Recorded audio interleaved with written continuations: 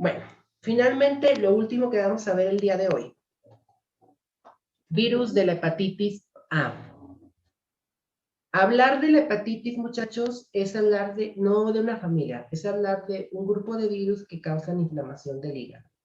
¿Y por qué digo que no podemos hablar de una familia? Porque los virus de la hepatitis son de diferentes familias, de diferentes formas y también causan una hepatitis dependiendo del tipo, grave o más moderada.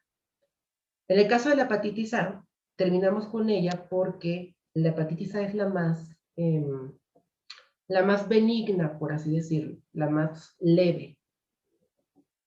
Existen más o menos unos 6 virus de la hepatitis A, B, C, D, E y G, me parece.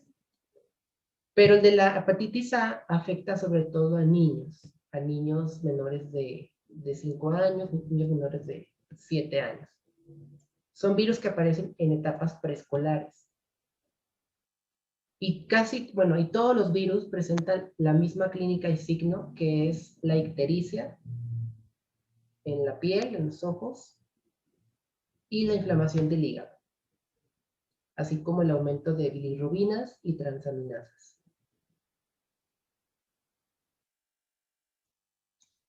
Este es un cuadro comparativo que ustedes lo pueden encontrar en su libro de Murray. Aquí, por ejemplo, nos dice que la hepatitis es un picornavirus, es a la familia a la que pertenece. Mientras que, por ejemplo, la hepatitis C es un flavivirus, la hepatitis B es un hepatnavirus, es el único que tiene como su propia clasificación. Y la mayoría de las hepatitis se transmiten por vía sexual. La hepatitis A es la única una de las pocas que puede transmitirse por vía fecal oral.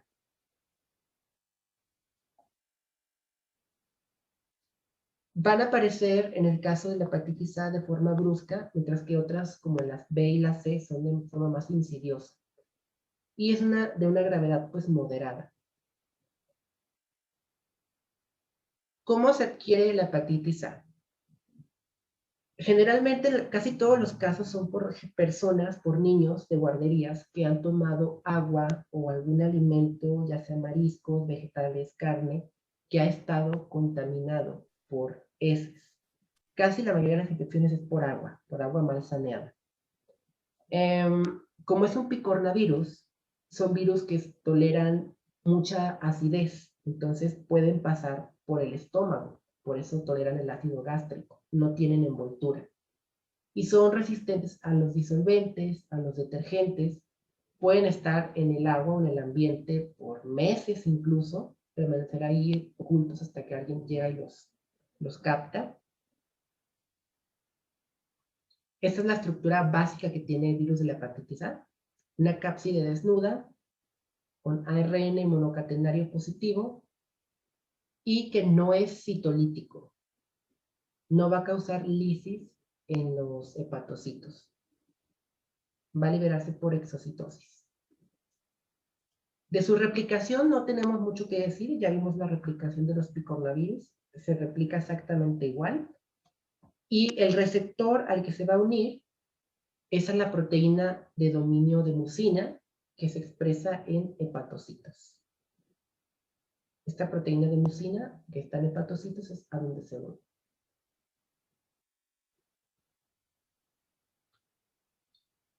Su patogenia. Cuando lo bebemos o lo adquirimos por vía oral, el virus va a llegar a la parte del estómago, va a sobrevivir al ácido gástrico y pasa a través de las vellosidades del intestino delgado a la sangre. En la sangre utiliza la vena porta para poder llegar directo hasta el hígado. Y en el hígado empieza a provocar todo lo que es la inflamación, todo lo que es el daño al tejido. Se empieza a ver, si tomamos como una muestra histológica, una acumulación de mucina o sí, es de mucina, que es esta parte azul que está aquí. Después de que hace su daño o que empieza a replicarse en los hepatocitos, pasa directamente a la bilis o a la vesícula biliar y ahí se elimina por las heces, completando así su ciclo de vida, regresando a medio externo.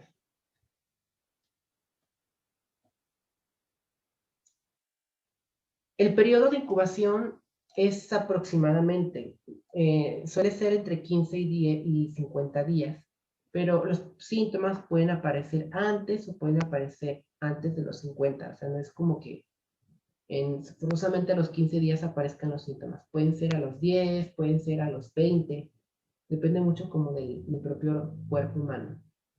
Lo primero que vamos a observar en el paciente es la ictericia. Vemos a los bebés así, amarillos, o a los niños también. Podemos ver a los ojos también amarillos. Y una de las ventajas, de cierta forma, que tiene este virus es que ayuda al cuerpo a crear anticuerpos, pero para toda la vida. Si te da la infección una vez, aunque ya no la tengas, tienes anticuerpos para hepatitis A. O sea, te protegen de cierta forma toda la vida. Cosa que no pasa en la hepatitis B. En la hepatitis B es más probable que te dé un cáncer de hígado. ¿Dónde aparecen más? En guarderías, en comunidades rurales y donde haya un mal saneamiento del drenaje. Por ejemplo, aquí en Zacatecas puede ser en la colonia África, en la de Tierra y Libertad, todas las colonias que están como al borde de El Lorito, inclusive, que es una colonia también, pues ya casi a las afueras. Son colonias que pueden tener casos de hepatitis A.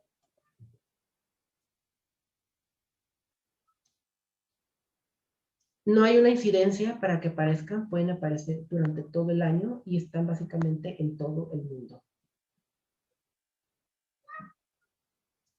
La única forma de como medio controlarlo es solamente tener cuidado al manipular alimentos, tener mucha higiene y tener también un cuidado con el agua, hervirla durante media hora. De esta forma pues ya inactivamos el virus. Los detergentes pues no sirven, no va a servir mucho que lavemos superficies. Es mejor clorar el agua, echarle cloro al agua.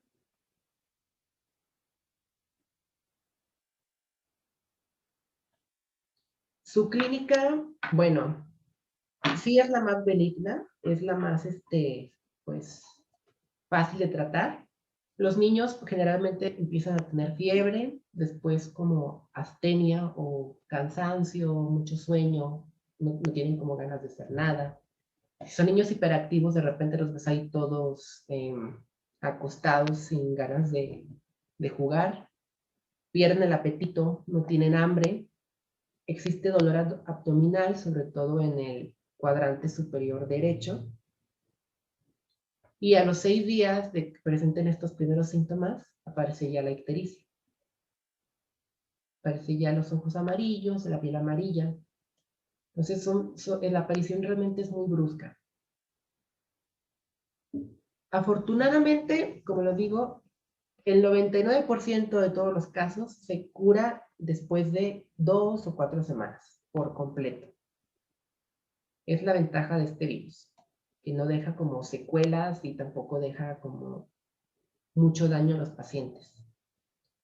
El hígado se desinflama y las transaminasas vuelven a bajar.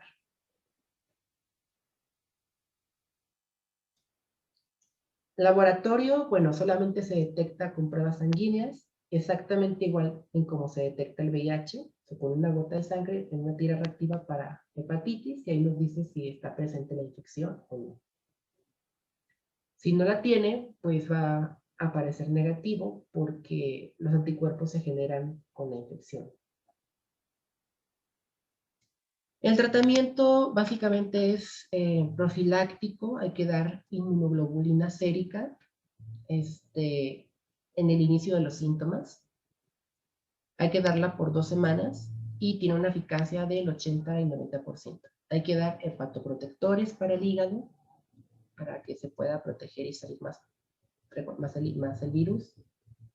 Reposo completamente del paciente. Agua, pues, clorada o líquidos también para mantener al paciente hidratado. evitar como la exposición del paciente a otras personas. Si es un niño y tiene hermanos, aislarlo durante el periodo de tratamiento, porque este niño puede infectar a sus hermanos, sobre todo porque se comparten cosas y se chupan, bueno, se meten los dos en la boca, entonces por eso hay que mantenerlo como un poquito alejado. Y pues ya hay vacuna, existe vacuna para la hepatitis A, tanto para niños como adultos.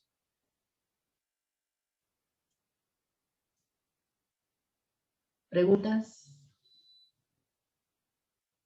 Bueno, pues hasta aquí veríamos el día de hoy. Ya es lo único que vamos a ver hasta el día de hoy.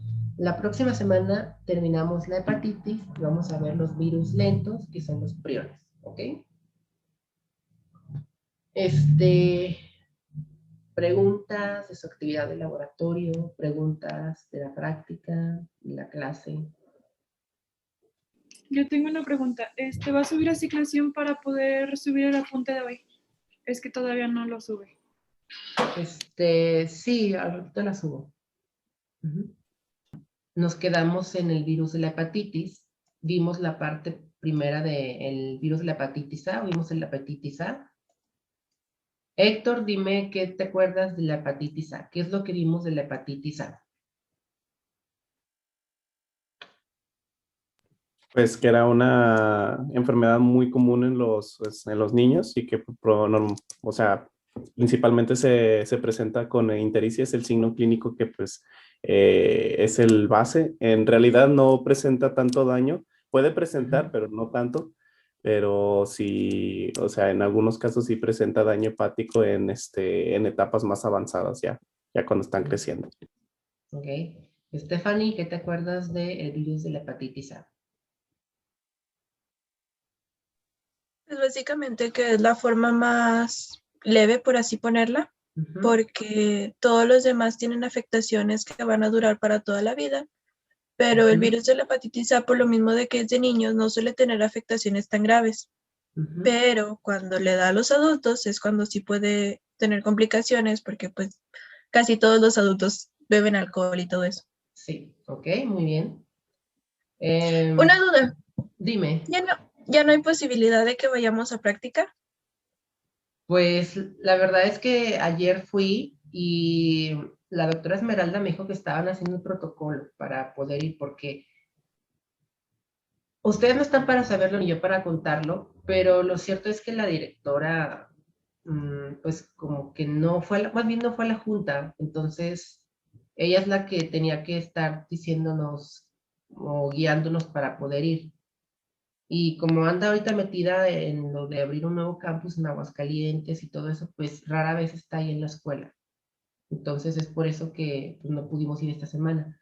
Ahora, yo les prometí que, sobre todo a los del A, porque los del D, bueno, yo también quisiera llevar a los del D, pero su maestra de laboratorio me va a regañar.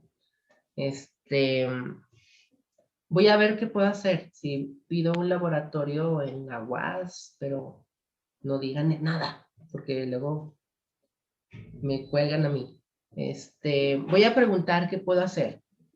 Les juro que estoy investigando lo más que puedo, pero gracias a la magia de las elecciones, si regresamos a verde, pues regresamos a la escuela. Entonces, pues pídanle a las elecciones que nos pongan en semáforo verde. Entonces, déjenme, se supone que todo esto tiene que quedar antes de salir de vacaciones, o sea, la próxima semana. Pero por si sí, por si no, también yo estoy investigando si los puedo llevar a otro laboratorio, aunque sea un día, para que hagan la práctica o las prácticas. Bueno, ok. Retomando el tema de la hepatitis, ustedes lo dijeron, la hepatitis A era la hepatitis que mejor se sobrellevaba en el caso de las personas, porque es una hepatitis que si bien sí causa una inflamación en el hígado, un cierto daño al hígado, no es un daño permanente. Y como el hígado es un órgano que puede o tiene la capacidad de autorregenerarse, pues esto ayuda a que también no sea permanente. Es un picornavirus, la hepatitis A, y se transmite por vía fecal oral, por consumir agua o alimentos que estén contaminados con heces. Es muy común que lo veamos en guarderías, es muy común que las personas más afectadas sean niños, precisamente por lo mismo, porque no tienen como tanta higiene y así. Ahora, en el caso de la hepatitis B, este es otro virus que pertenece a una familia distinta. Es una familia que se conoce como hepatnavirus. Y pues por su nombre, básicamente esta familia engloba a los virus que afectan únicamente al hígado.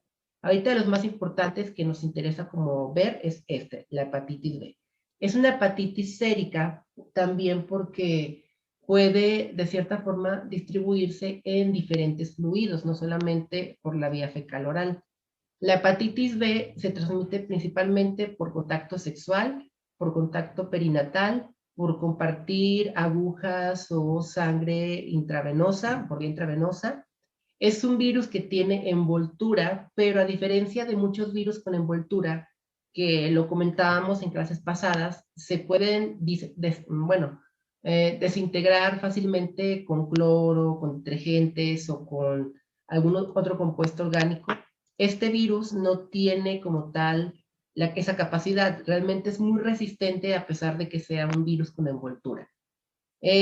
Además del hígado, el virus también puede afectar otros órganos como los riñones, el páncreas y en menor medida también puede afectar lo que es el intestino. Pero es más común que afecte estos tres órganos. Hablando por su estructura, bueno, en la estructura vamos a ver que es un virus de ADN. Es un ADN parcialmente bicatenario. Y digo parcialmente porque si observamos aquí en la imagen, que es como la figura del virus, esta hebra como de color, no sé, ¿qué les gusta? Rosa, magenta, está incompleta con la hebra que está de color azul. Se fijan, hasta aquí llega la parte complementaria y la otra parte de la hebra pues está sencilla, está sola. Por eso es parcialmente bicatenario.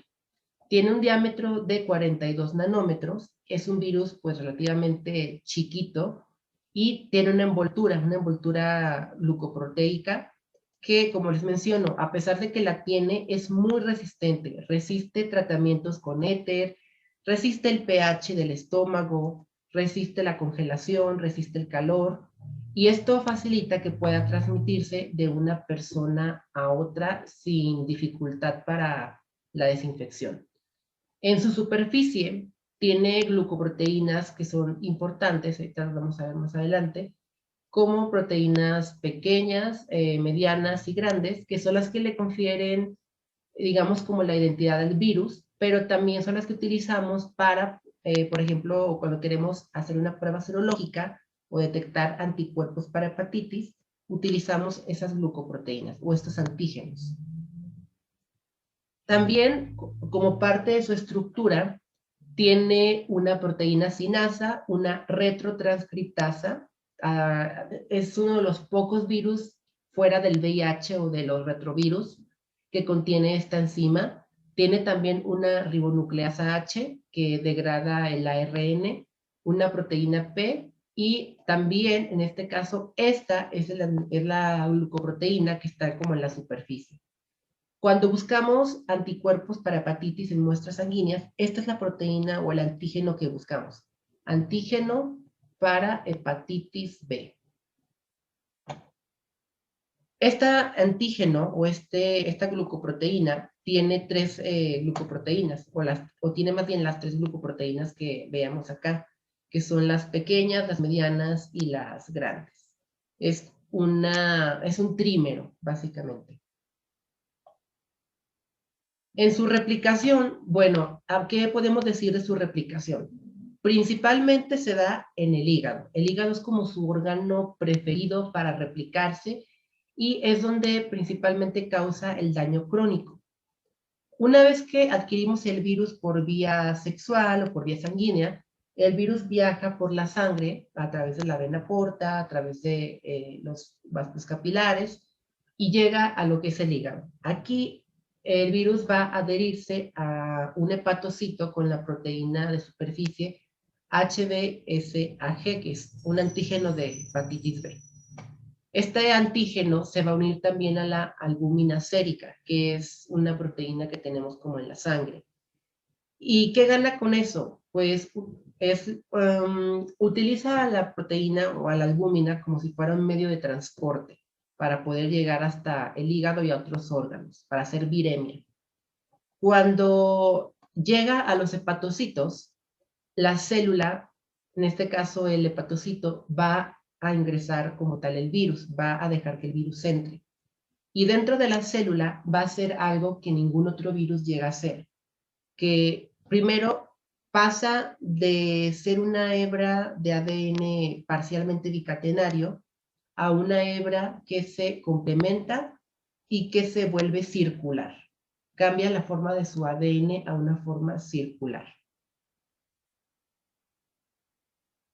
¿Qué gana con esto?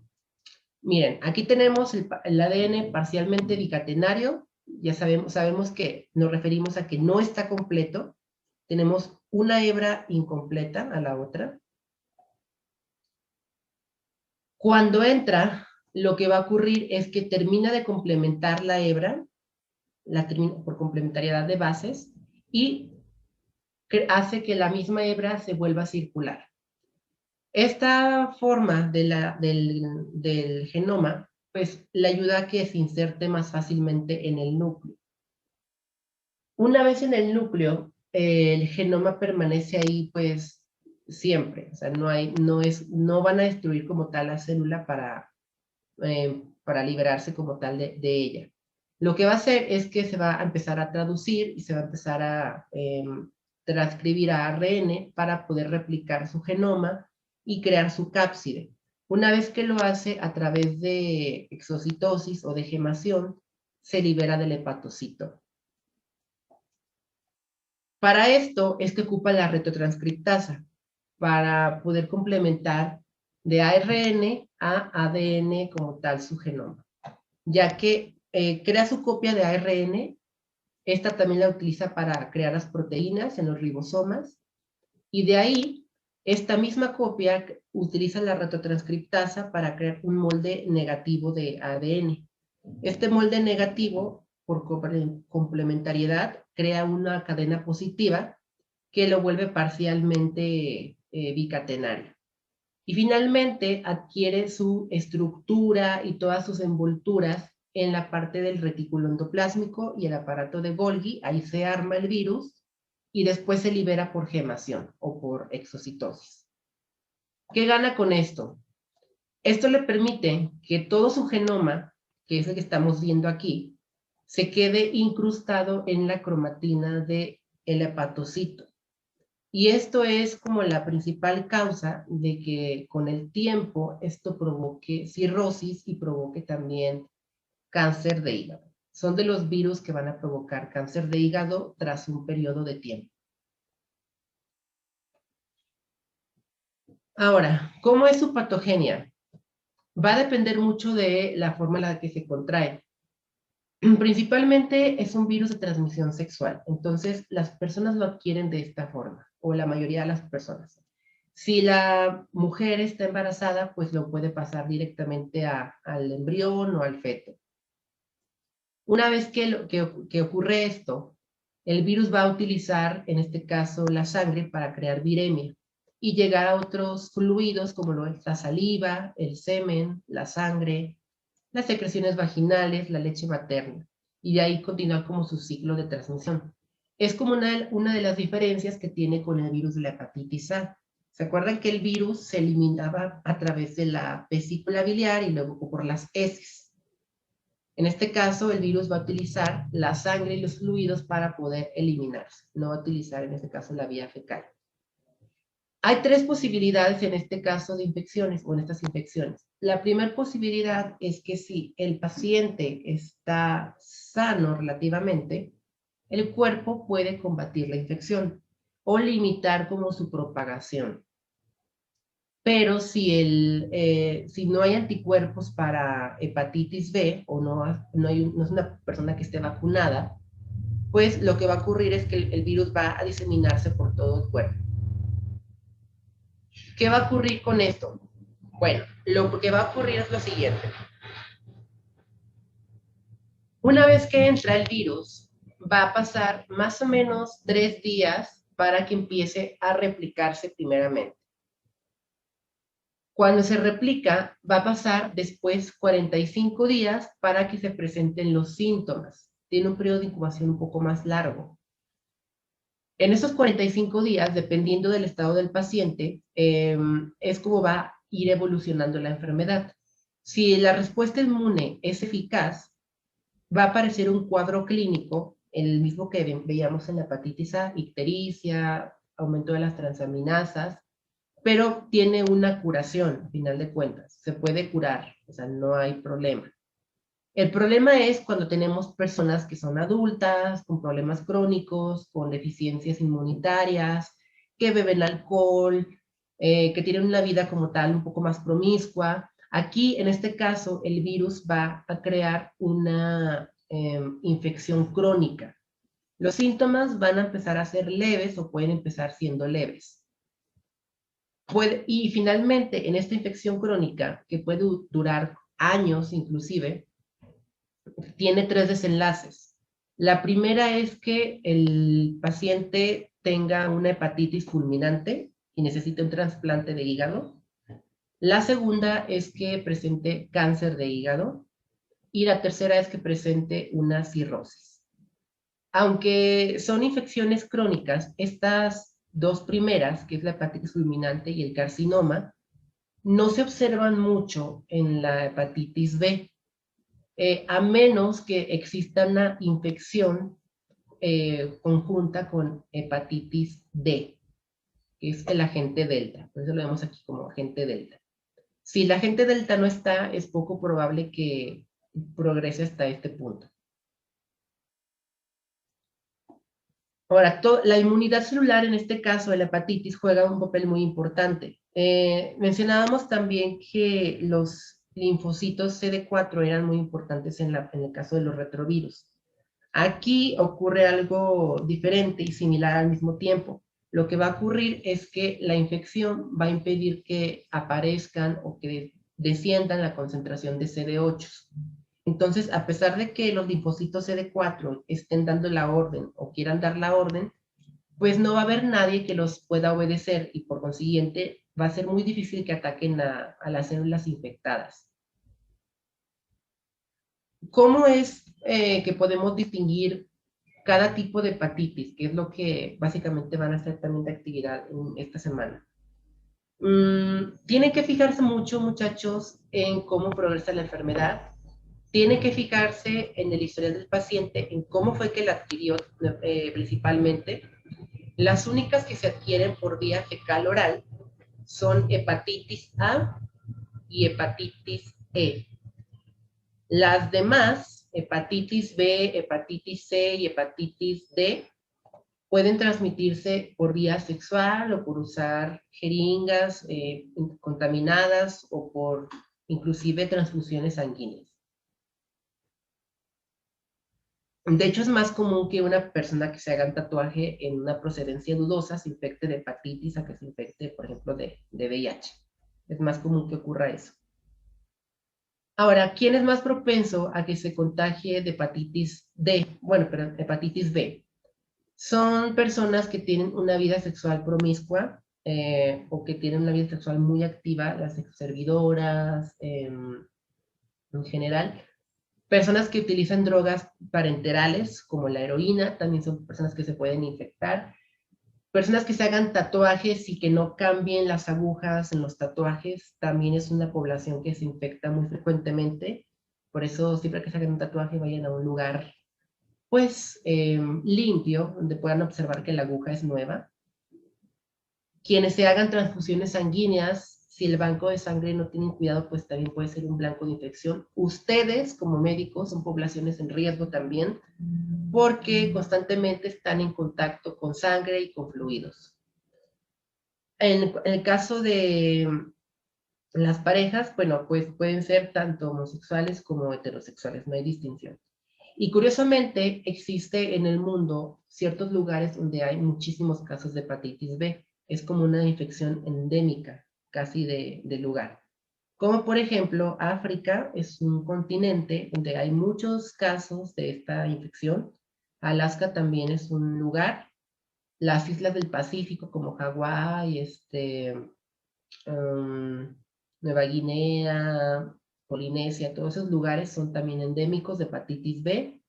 Y tiene lógica porque son lugares cerrados. Entonces, pues la gente ahí no es como que migre a otros lados. Se queda ahí y pues ahí todo se propaga. China, también algunas partes son propensos o son endémicos a hepatitis B.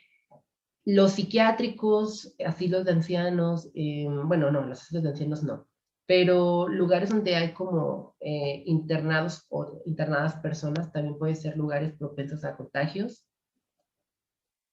Este es un mapa que nos dice, no nos dice dónde hay infecciones por hepatitis B, pero sí nos dice un poco más dónde hay mayor casos de cáncer de hígado asociados a hepatitis B.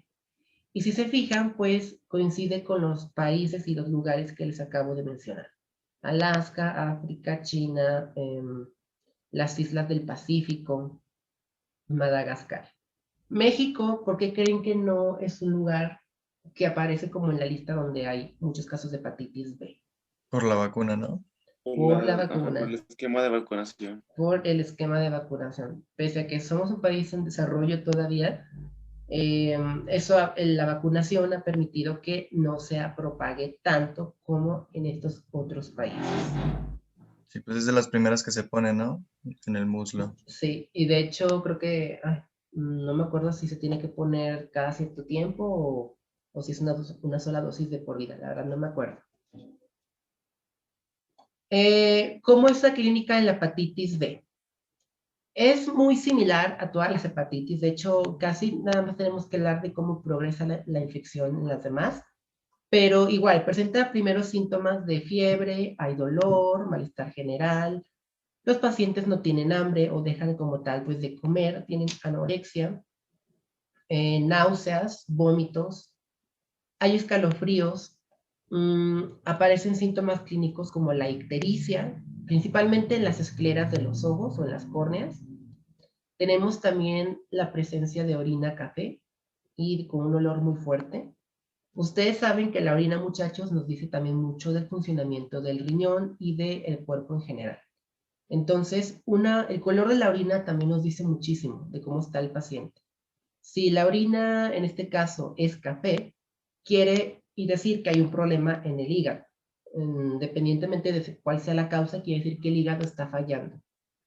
Y con esto ustedes pueden hacer una prueba de transaminasas y probablemente las van a encontrar elevadas. También tenemos presencia de heces claras, o pues sí, de color blanco o grisáceo. Generalmente un síntoma de que los pacientes empiezan como a recuperarse es que empiezan como a recuperar el apetito, empiezan como a empezar a tener hambre. Antes de eso, los pacientes comen muy, muy poco, o sea, no toleran casi la comida por las náuseas, evidentemente. Y a pesar de que la hepatitis B es una hepatitis que sí puede causar daños considerables al hígado, solamente el 1% de los casos llega a ser una hepatitis fulminante. ¿Por qué solamente el 1%? Porque puede que el paciente no esté infectado con otro agente, con un agente delta, y si está infectado, bueno, aquí el pronóstico pues cambia. Otros síntomas que pueden verse y que normalmente no se ven tanto en la hepatitis A es que el hígado, además de que termina como teniendo necrosis o ciertos daños al tejido, pues se inflama y se observa también en lo que es el hipocondrio derecho o en el cuadrante superior derecho. Aquí pues se observa al palpo y se observa también a simple vista el aumento en el tamaño del hígado. Es por eso que ustedes tienen que hacer pues un examen físico. También observamos artritis o artralgias en las falanges sobre todo. Y gracias a la respuesta inmunitaria, pues muchas veces también encontramos glomerulonefritis o problemas en los riñones, vasculitis necrosante aguda, que es lo que vemos principalmente aquí. Esto es una hemorragia. Pero esto es por la respuesta inmune. Y a simple vista, pues obviamente vemos los daños al hígado. Un hígado que está así, pues no está sano, está dañado. La ventaja del hígado, en cierta forma, es que si eliminamos como la gente que le hace daño, pues tiene la capacidad de regenerarse cuando no ha sido un daño muy extenso. Entonces es un órgano que es muy importante porque sin él pues no podemos vivir, literalmente no podemos vivir. Me acuerdo mucho de algo que nos decía mi maestra de fisiología cuando estaba en la prepa. Decía, si alguien te dice que te quiere con todo su corazón, no le creas, no te quiere absolutamente nada, porque pues podemos vivir de cierta forma con una válvula. Pero alguien que te diga que te quiere con todo su hígado es que sí te quiere mucho. Entonces, pues ya sabes. Esto es como en el caso de las infecciones agudas. En el caso de las infecciones crónicas por hepatitis B, aquí el 10% de los pacientes termina teniendo una cirrosis, que es lo que estamos viendo aquí en la imagen, una degeneración como tal del hígado. Y obviamente, pues ya en este punto el hígado no se puede regenerar. Aquí se ocupa un trasplante de hígado. Para esto, obviamente, tenemos que ir cuidando las transaminasas, porque como es una infección crónica, probablemente al inicio no veamos tantos cambios, pero conforme pasa el tiempo, es conforme se van agravando pues, los síntomas y se van como tal complicando un poco más las cosas. ¿Qué tanto puede durar una infección crónica? Pues, no sé, 1 año, 5 años, o sea, depende mucho del paciente. Si el paciente sigue teniendo la infección crónica y sobrevive de cierta forma a la cirrosis, pues puede también culminar en esto, en un carcinoma hepatocelular primario, que es pues cáncer de hígado básicamente. En este caso, pues es una de las causas de mortandad más altas y normalmente el periodo de latencia para que esto ocurra es aproximadamente de 9 años, inclusive hasta 35 años. Obviamente, en este lapso de tiempo, pues la persona sigue teniendo hepatitis, o sea, sigue teniendo como ciertas síntomas de la hepatitis B. O sea, no es como, la gente pues no se cura, y por eso se vuelve crónica la infección. Pero la buena noticia de todo esto es que el 90% de los pacientes con hepatitis B pues terminan en una curación o terminan curándose. A menos que se encuentre el agente delta. Aquí es un poquito más complicado. El otro 10% se divide en dos partes. El 1% sin el agente delta termina en hepatitis fulminante. Aquí influyen factores como que la persona no se cuide, que tome. Y el otro 9% es que la infección se vuelva crónica después de 6 meses y termine en alguno de los 3 escenarios que ya mencioné. La cirrosis, el cáncer o alguna falla del mismo órgano o de los riñones inclusive. ¿Cómo hacemos para buscar o para diagnosticar la hepatitis B? De la misma forma que hacemos con todas las hepatitis. Buscamos anticuerpos para hepatitis B. Si observamos anticuerpos elevados de esta hepatitis, pues es una infección activa. Si no, pues no está presente. ¿Cómo podemos interpretarlos? En este caso, pues hay una infección crónica cuando este anticuerpo está elevado. Son varios anticuerpos para hepatitis B los que podemos utilizar. Y dependiendo, obviamente, de su aparición y la etapa en la que se encuentra el paciente, es como podemos decir qué tipo de infección tiene. Si es aguda o si es, pues, crónica. Tratamiento de la hepatitis B. Principalmente utilizamos fármacos contra la retotranscriptasa o la polimerasa del virus, como la lamivudina, que es un medicamento que sería este. O podemos también administrar otros fármacos como adenofovir, dipizoxivir, famciclovir, interferón alfa pegilado, que es lo más común.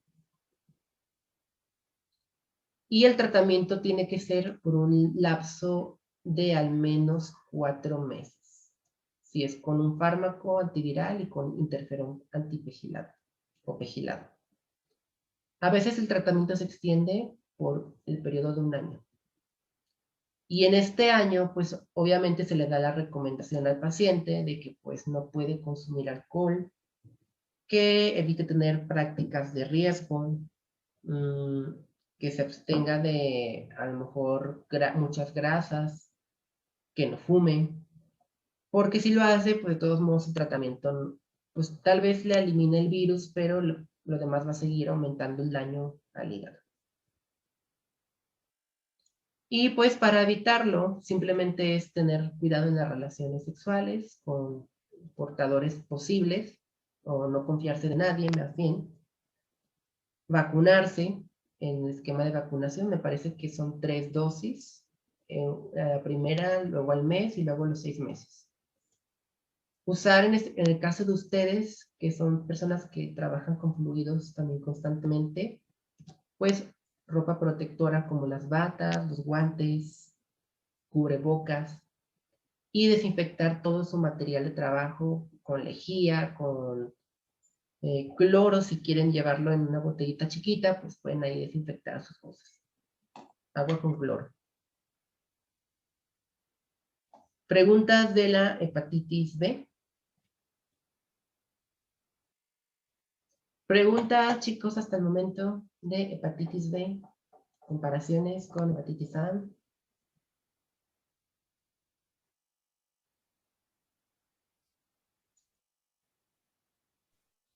A ver, Yasmín. ¿Le puede regresar tantito al diagnóstico? Ajá. Dime cuál crees que sea la diferencia entre una infección de hepatitis B y una hepatitis C. ¿La diferencia? Sí.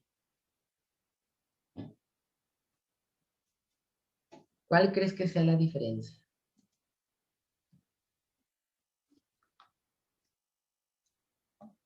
Pues puede ser pues la gravedad, ¿no? Con la... ¿Y cuál es más grave? Yo digo que la C.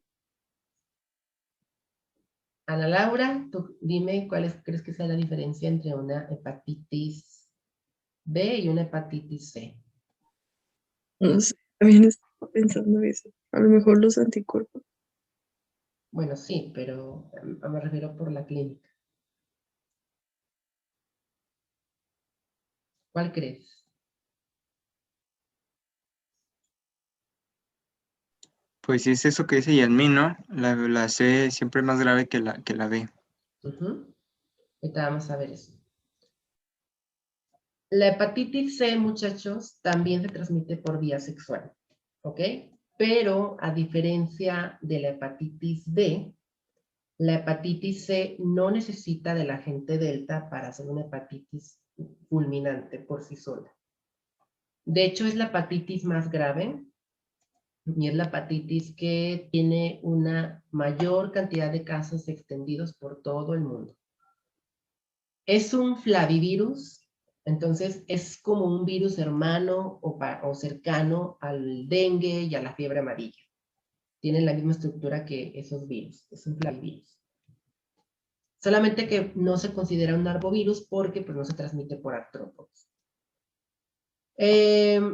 Esta hepatitis, hablando por la hepatitis C, es de las pocas hepatitis, si no es que más bien la única, que tiene una tasa de mortalidad del 70% en los pacientes.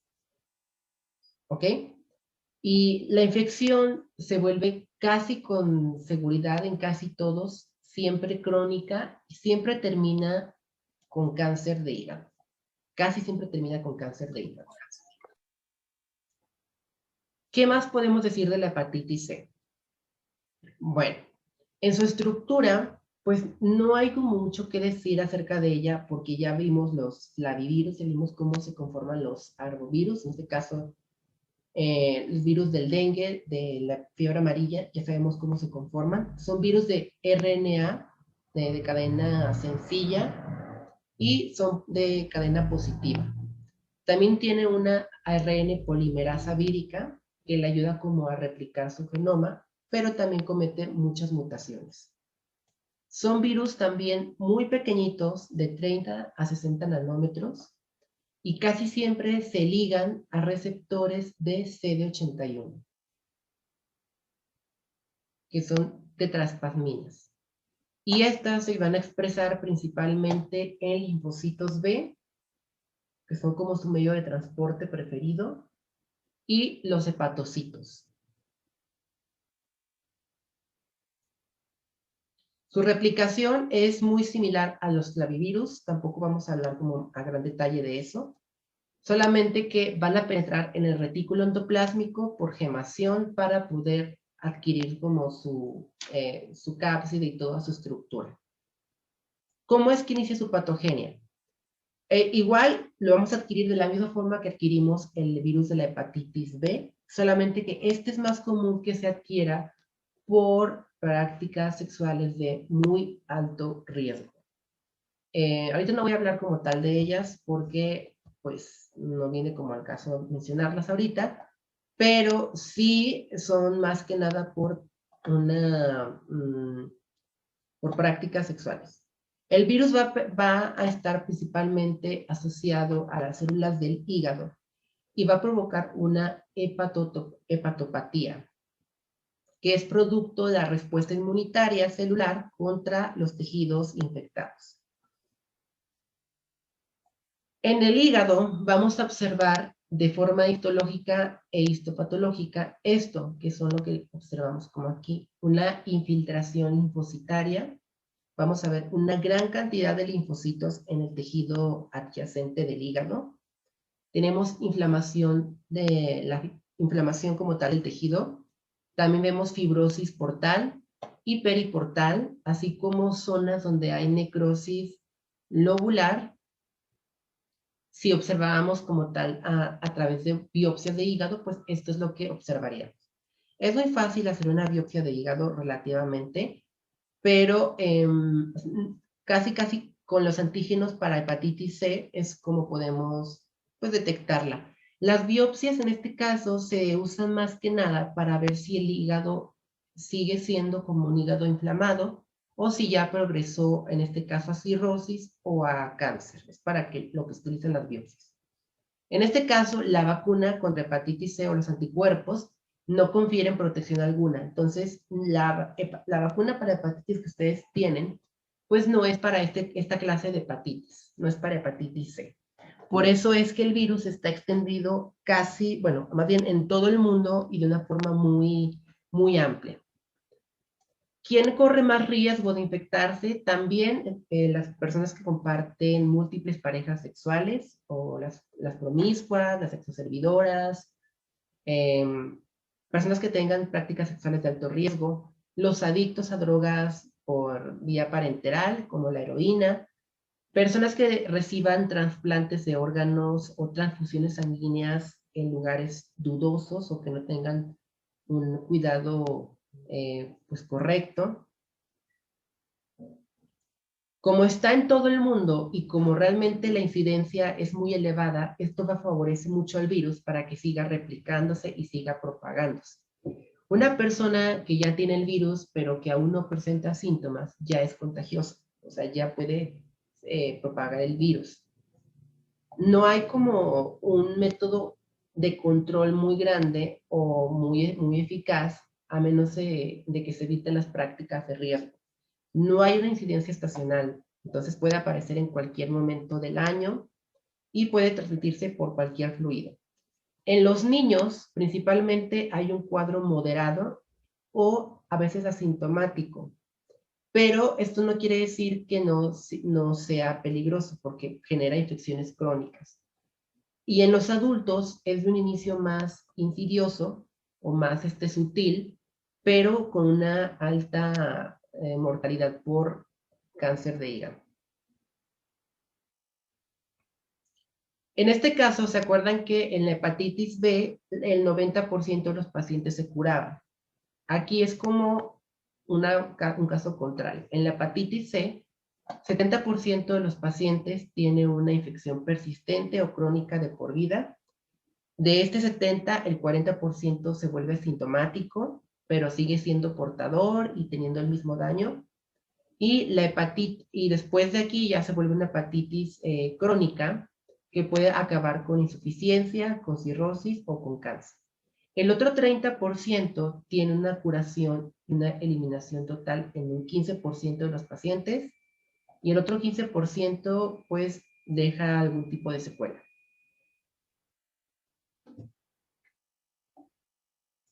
¿Cuánto tiempo tiene que pasar para que detectemos el virus? Maestra, ¿le puede regresar poquito, por favor? ¿Aquí? Sí. Ok. ¿Cuánto tiempo tiene que pasar para que detectemos el virus? Normalmente de 1 a 3 semanas. Es como el promedio de tiempo en el que las personas tardan como en crear anticuerpos contra esto.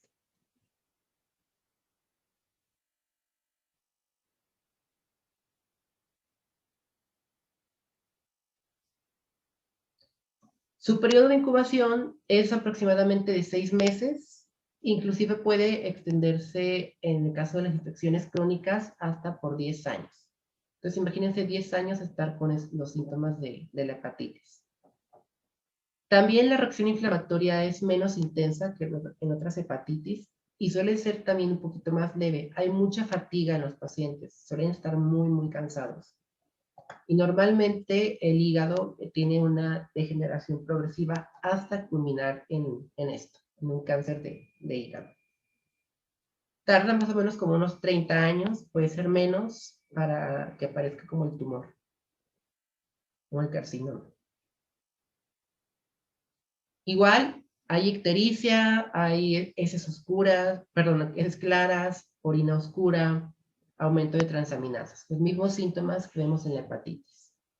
Pero es lo que les comentaba, la progresión de la enfermedad es lo que distingue a una de la otra. Y la forma de contagio también. Para detectarlo, bueno, también utilizamos anticuerpos para hepatitis C, o podemos detectar como el genoma propiamente de la hepatitis.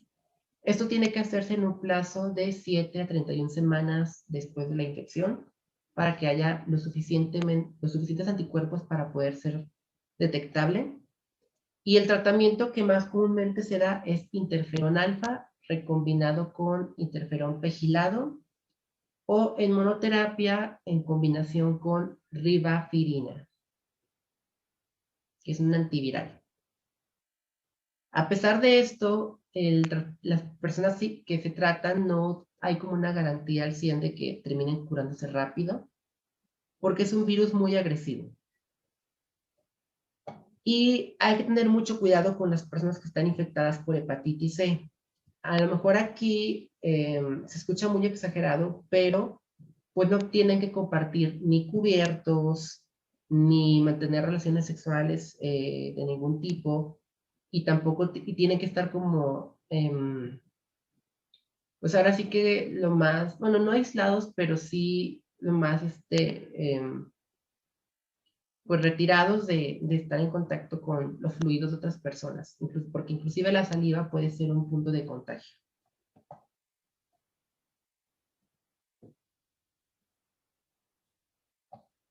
¿Preguntas de hepatitis C?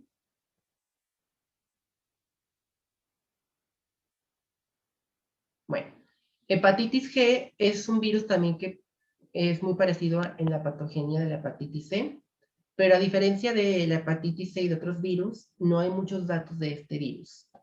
Lo que sabemos hasta el momento de la hepatitis G es que es un virus que se transmite con mayor frecuencia en transfusiones sanguíneas. Es como sabemos que se transmite. Es un flavivirus también, igual que la hepatitis C. Se desconoce hasta hoy en día cuál es su tamaño, si tiene envoltura.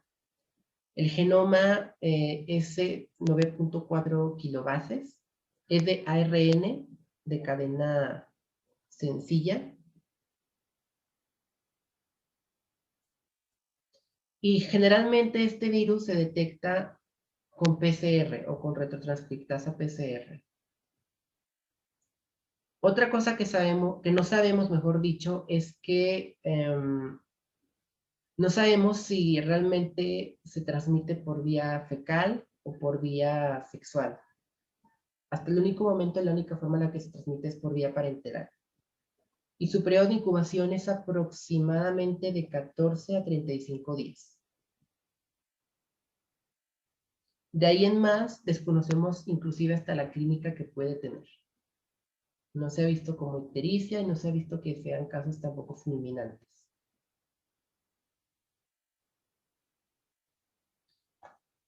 De las últimas hepatitis, tenemos la hepatitis D y la hepatitis E. El virus de la hepatitis D no causa la infección por sí solo. Este virus es un auxiliar, es un ayudante de la hepatitis B. Se conoce como agente delta porque es más conocido como un virusoide o un viroide. No tiene un ciclo de replicación como tal propio en el cuerpo y, como les digo, por sí solo no causa hepatitis de ningún tipo. Tiene que estar siempre acompañado de la hepatitis B para poder causar la clínica. ¿Qué clínica causa o qué es lo que diferencia a los demás virus de esto? Lo único que va a hacer es potenciar los síntomas de la hepatitis B. Es decir, va a agravar como su cuadro clínico. Si hablábamos que en la hepatitis B los pacientes normalmente se curan, aquí este virus, el virus de la hepatitis D, lo que va a hacer es que los pacientes, en lugar de curarse, empeoren y que puedan tener como una hepatitis también fulminante.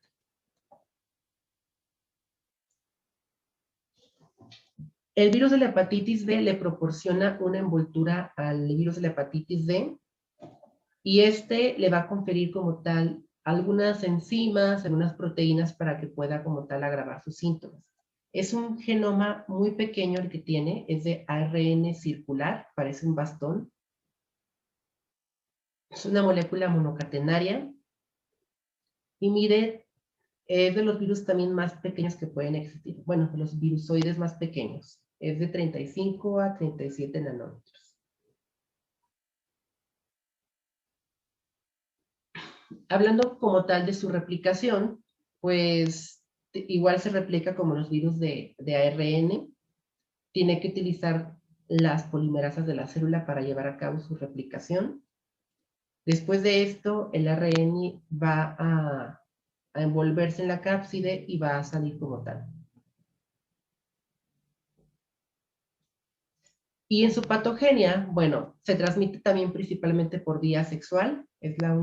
Por eso es que hay muchas infecciones en conjunto con hepatitis B. Y puede ser simultánea la infección, tener al mismo tiempo hepatitis B y hepatitis D o delta virus. ¿Qué es lo que se observa en pacientes con estos dos virus? Observamos una citotoxicidad y lesiones hepáticas más marcadas que lo que estarían en la hepatitis B. En este caso, en la imagen histológica vemos pues daño hepático, es una necrosis como tal del tejido.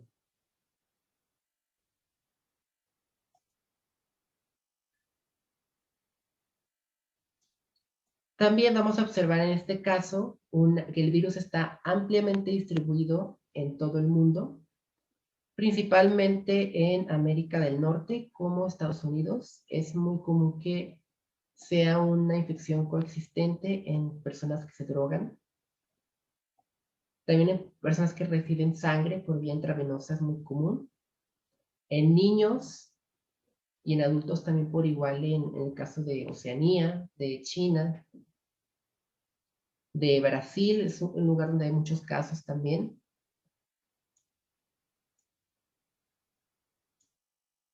Y eso es lo que observamos normalmente en el hígado. Además de los síntomas clínicos de la ictericia, vemos daño al hígado más grave, que en el caso de la hepatitis B por sí sola. Aquí hay una necrosis isquémica. Y gracias a la hepatitis B, el 80% de los casos son mortales, terminan siendo mortales. A veces también esta infección puede extenderse al cerebro y ocasionar encefalopatía hepática.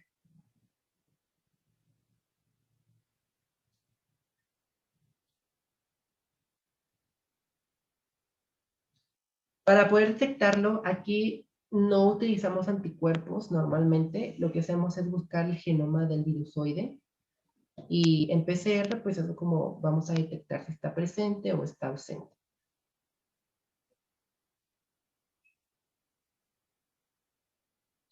Y el tratamiento consiste en dosis altas de interferón alfa durante un año. ¿Puede regresar un poquito a la diapositiva? ¿Aquí? Sí. Y existe otro medicamento que es específico para para este virus, que es el Tamiflu, me parece, o sea, no me acuerdo el nombre, pero bueno, ahorita se los pongo en el chat. También es importante que los pacientes pues no tomen, se les diga que no deben tomar alcohol. Y hasta el momento la infección o la vacuna para hepatitis B pues también previene la infección para hepatitis D. Porque a pesar de que tengamos la hepatitis, si no tenemos la hepatitis D, si no existe la hepatitis B no va a provocar ningún daño. Uno no puede agravarse sin el otro. En este caso la hepatitis D no puede actuar sin la hepatitis B. Y si una persona ya ha adquirido hepatitis B, pues realmente la infección puede ser interrumpida solamente con los antivirales, con el caso con el interferón alfa también. El último virus de la hepatitis es el virus de la hepatitis C.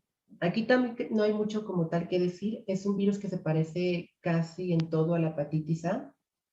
Se transmite principalmente por un contacto fecal oral, por tomar agua contaminada principalmente. Es un calcivirus. Mide de 27 a 34 nanómetros y México es uno de los lugares endémicos de hepatitis E.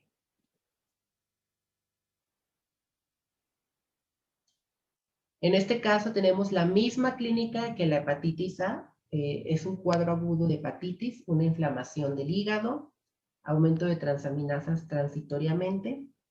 Tenemos también dolor en el cuadrante superior derecho. Y tenemos ictericia en la piel y los ojos.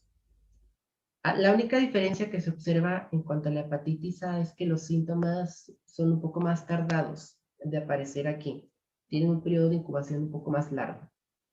Y la tasa de mortalidad por este virus es muy baja, es del 1%.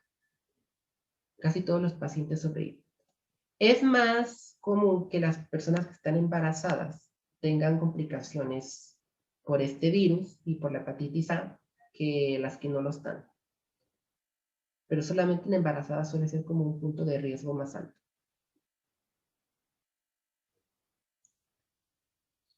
Otro de los síntomas que observamos pues son también la orina oscura, las heces claras, tenemos fatiga, pérdida de apetito, dolor de articulaciones, náuseas y vómitos. Y finalmente, la hepatitis E se cura después de 6 semanas o 4 solamente con reposo, con rehidratación constante y con medicamentos para los síntomas. Tiene una curación total.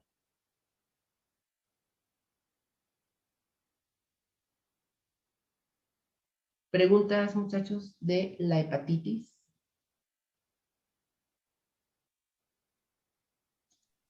Yo tenía una como media mensa sobre la hepatitis, la G. Si no se sabe la clínica, ni los síntomas, ni nada, entonces, ¿cómo saben que existe? Porque lo hemos detectado con su genoma, es distinto al de las demás hepatitis. El genoma es por eso sabemos que existe. Sí, yo decía, pues si no saben nada, ¿cómo van a saber que existe? Porque su genoma nos dice, hola, aquí estoy, existo. Por eso sabemos que existe. ¿Otra pregunta que tengan, chicos, de la hepatitis en general? Bueno, si se fijan, muchachos, la hepatitis o hablar de la hepatitis es hablar de muchos virus que no tiene como mucho caso que hablemos de la clínica de cada uno, porque es muy similar. Lo único que los va a diferenciar en este caso, y lo que tienen que tener cuidado al momento de diagnosticar una o la otra, es saber cómo se contagió la persona o de qué forma pudo contraer el virus. Tiene que saber también la evolución de cómo está progresando, si es de forma rápida, si es forma sutil. Y tienen que saber también, en este caso, qué tipo de población es. Si es una población en riesgo, si es una población que no tiene riesgo. Por ejemplo, aquí les puse este pequeño cuadro donde nos habla como de diferentes casos de hepatitis. La hepatitis fulminante, en el caso de la B, pues es debido al delta virus. Sabemos que la hepatitis C suele acabar en trasplantes de hígados o en el peor de los casos en una insuficiencia hepática. Y la hepatitis A y la hepatitis E es como la más benigna, son las más fáciles de tratar, más que por los síntomas. Todas, absolutamente todas, se van a contraer, a excepción de la hepatitis A y la hepatitis E por vía sexual. La hepatitis A y la hepatitis C por vía fecal oral y la hepatitis G por vía parenteral. Pero básicamente, si se fijan, los síntomas pues son los mismos. Solamente que en este caso la B y la C dañan el hígado permanentemente. Y la hepatitis A y la hepatitis E no hacen esto, no dañan el hígado para siempre. Entonces, eso es lo único que tienen que fijarse al momento de recibir pacientes con hepatitis. Otra cosa importante que tienen que tener en cuenta es que pueden pedir anticuerpos para todas las hepatitis si quieren. O sea, eso es algo que ustedes pueden hacer. Si quieren evitarse como la clínica, pues pueden pedir en el laboratorio anticuerpos para hepatitis A, hepatitis B, hepatitis C. Pero también, obviamente, pedir anticuerpos para hepatitis C a un niño, pues como que pues no hay mucha lógica, ¿verdad? Es más común que un niño tenga hepatitis A. Entonces, ya en base a esto, ustedes piden sus estudios de laboratorio y ya con eso confirman su diagnóstico. Aún así, tienen que cuidar mucho como la parte diferencial, porque puede haber otros padecimientos que causen inflamación o daño al hígado. Vamos a ver más adelante que existen parásitos, ya propiamente dichos, que se alojan en el hígado. Entonces, los síntomas pueden ser similares a la hepatitis, pero hay como cosas muy sutiles que no van a estar presentes. Preguntas de la hepatitis.